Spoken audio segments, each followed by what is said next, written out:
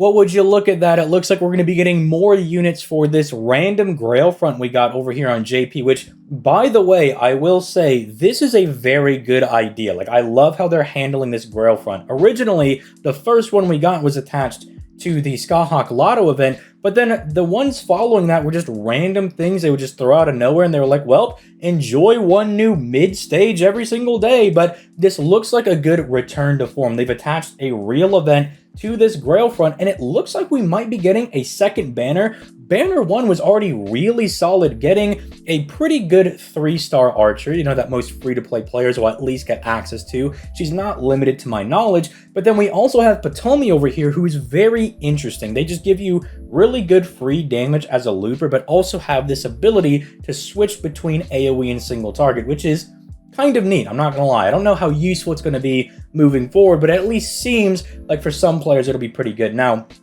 courtesy of the boy Plushie over here, he's gone ahead and just thrown out the battle animations in the NP, but I don't really care about the specific battle animations. The thing I want to look at is the actual NP over here. Now, I wish that we did get to see whether or not this was single target, although I imagine it's not that hard to confirm. I'm sure some people have run into the boy over here and, you know, just seeing that he looks like he's going to be a single target. But one of the things is that if he is going to be a single target, right, we have this weird thing with Theseus in Fate where the guy Jason, you know, homie over here, right? Well, homie to some people, unless you're a real Medea enjoyer. If you're a Medea enjoyer, you might not like Jason as much. But one of the things that Jason has said about Theseus is that when he thinks about the two guys on the Argonauts that are like the strongest to him, and, you know, it is Jason, take it with a pinch of salt, but he does hold Heracles and Theseus up there as like his top guys, right? It's really interesting. So if we're going to be going in this direction, right,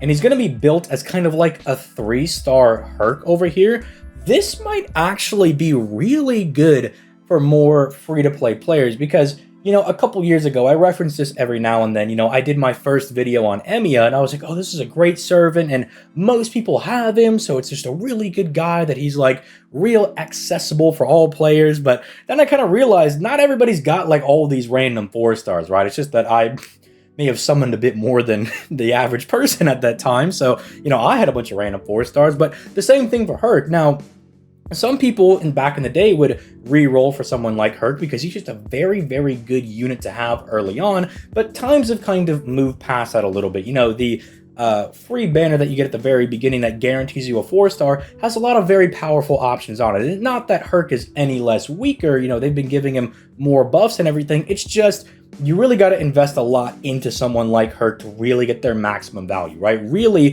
one of the things that he is living and dying off of is this Bond CE. You know, very infamous as being one of the better Bond CEs in the game because you get 3 guts, which was always really good as a survival servant, but then they gave him a skill buff that every time you're popping off one of these guts, you're getting a buster buff, which on its own, still good. You could still get this buster buff if you don't have the Bond CE, but if you have that Bond CE, it's even better, right? Because you get this 5-turn massive, well, it's going to become a massive buster buff. Let me not say that 20% on its own is massive, but it'll become massive. And I'm thinking that if Jason likens Theseus to something like Heracles, I have to imagine they have similar traits. Right now, I don't believe, do we actually see his class over here? Let me double check. He is a Saber, okay, that's what I thought. I couldn't remember if he was a Saber, if I was thinking of one of the newer servants that got announced. I think it was yesterday. People saw this like pink-haired, evil-looking lady. I didn't really look into that one very much, but we do. Okay, we know he's a Saber, right? And so I'm wondering if it's going to go one of two directions. It's either going to be like, oh, Jason considers them to be, you know, very similar because they have very similar ways of fighting, meaning that maybe Theseus is going to be kind of like a Saber coup or something like that. Like some guy that's got really good survivability. Maybe they get stronger as the fight goes on if you really want to hearken to this third skill over here, you know, something along those lines. Or something that I think is really interesting if you want to look at it this way, maybe he likens them as very similar characters because Theseus might have a kit that is like the opposite of what Hercules has, right? So instead of being like this longevity, you know, fighter that is supposed to like solo things and really get stronger as the fight's going on and, you know, able to kind of hang in there for quite a while. Maybe Theseus has something that really messes with how, like, say a person like Herc would fight, right? I'm talking things maybe like buff removal, or maybe he's just got stuff like he has a sure hit or a pierce invincibility and can just do really solid good damage. Like, you know, maybe it's the type of thing where Theseus' starting damage is better than Herc's starting damage, but Herc can build up and get stronger than him. Maybe something along those lines.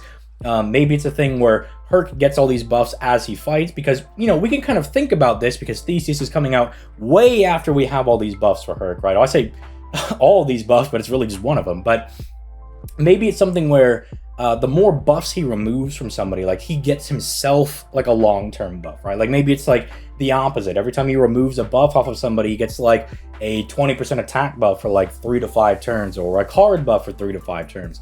I think that's really interesting. And I mean, I'm really hoping this guy could be pretty strong. I have high hopes for them because the 3-star archer that we got on the first banner is very strong. I mean, I know some people have expressed some issues here and there with how she's built. I think she's fine. As a 3-star that's not limited, that, you know, free-to-play players can pretty much just get on any banner, I think she's very, very strong. And then the new Ptolemy that we got, also very, very strong. Like just a free, you know, kind of just good servant all around. Like as far as like his farming damage is concerned, sure, someone like Durga can get higher than him with, say, their damage mods and whatnot, but he just has like flat good damage that is just always going to be very good. And his gimmick is that he can swap between a AoE to a single target, right? And he can swap card types. So kind of interesting there, you know.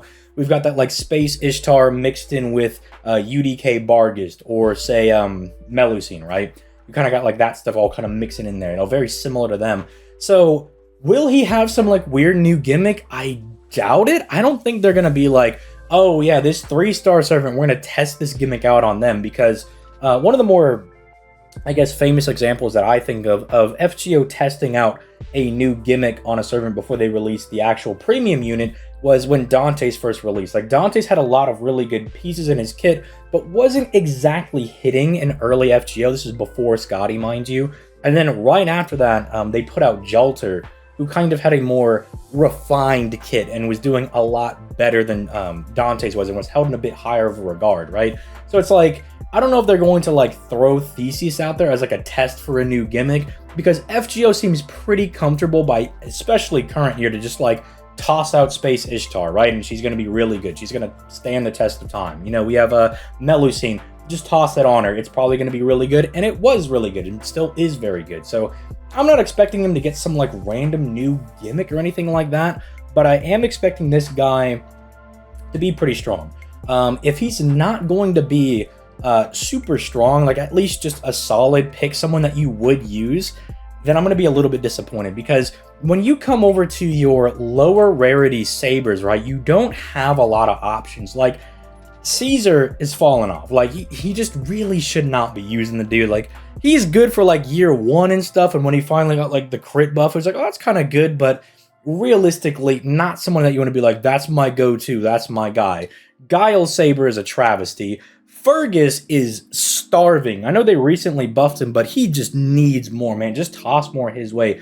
Bedivere is probably like, what, the best low rarity Saber that we have? And when I say low rarity, I mean like 3 or lower, but that might even be debatable if you consider Jason, because Jason is at least a farmer, and that means you're going to use him a lot. You're going to get a lot of value out of him, but Bedivere still has like the good support with giving like the NP damage, the NP gain. The defensive buff is really good, but you know, he's story locked, so you potentially can't get like an easy NP5, and so his damage can be a little low. Like, I only had him an NP1 for the longest time on JP, still did very well, but I definitely noticed the difference between his NP1 on my JP and the NP5 that I have on NA. They are two completely different characters. So if we can make this guy over here just like a good solid 3-star Saber, none of this story locked garbage, right? None of this, don't make him limited or anything, just put a good one out there, I would be very happy, right? Because I think for free-to-play players, it is just